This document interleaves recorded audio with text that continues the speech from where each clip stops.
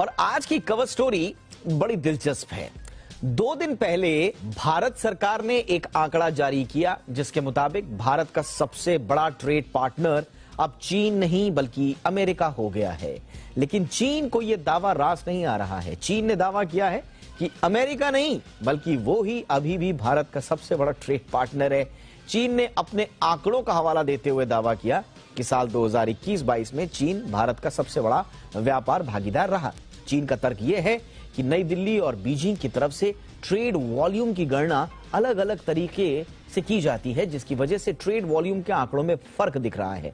अब चीन का दावा यह है कि 2021 में भारत और चीन के बीच 125 अरब डॉलर का ट्रेड वॉल्यूम रहा। अब आपको बताते हैं कि वो आंकड़े जिनके मुताबिक अमेरिका भारत का सबसे बड़ा ट्रेड पार्टनर बन चुका है। कॉमर्स मिनिस्ट्री के आंकड़ों के मुताबिक वित्त वर्ष 2021-22 में अमेरिका और भारत का द्विपक्षीय व्यापार करीब 40 अरब डॉलर बढ़कर 119 अरब डॉलर हो गया। अब साल 2020-21 में दोनों देशों के बीच 80.51 अरब डॉलर का कारोबार हुआ, यानी कि एक साल के भीतर भारत और अमेरिका के बीच कारोबार में 50% का इजाफा हो गया। वहीं अमेरिका को निर्यात 2021-22 में बढ़कर 76 अरब डॉलर के पार हो गया, जो कि पिछले वित्त वर्ष में 51 अरब डॉलर था।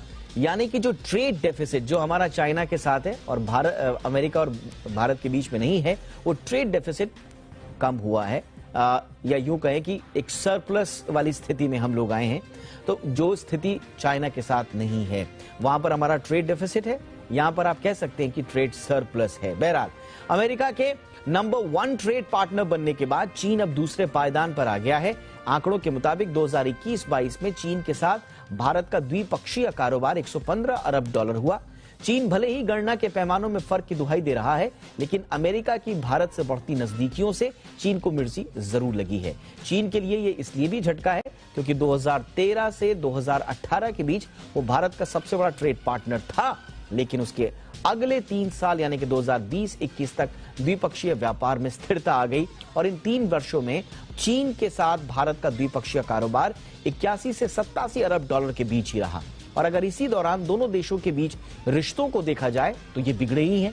2017 में डोकलाम विवाद, 2020 में लद्दाख की गलवान घाटी में हुए विवाद के बाद रिश्तों में खटास बढ़ी ही है, अभी भी खटास है। कोरोना के बाद बदलती भू राजनीतिक परिस्थितियों को देखते हुए भारत भी नए सिरे से कारोबारी रिश्ते बना रहा है और इसका परिणाम है कि क्वाड देशों में भागीदारी के साथ साथ भारत अब IPEF यानी कि इंडो पैसिफिक फ्रेमवर्क का भी जब उसका लॉन्चिंग हुआ तो वहां पर वो मौजूद रहा।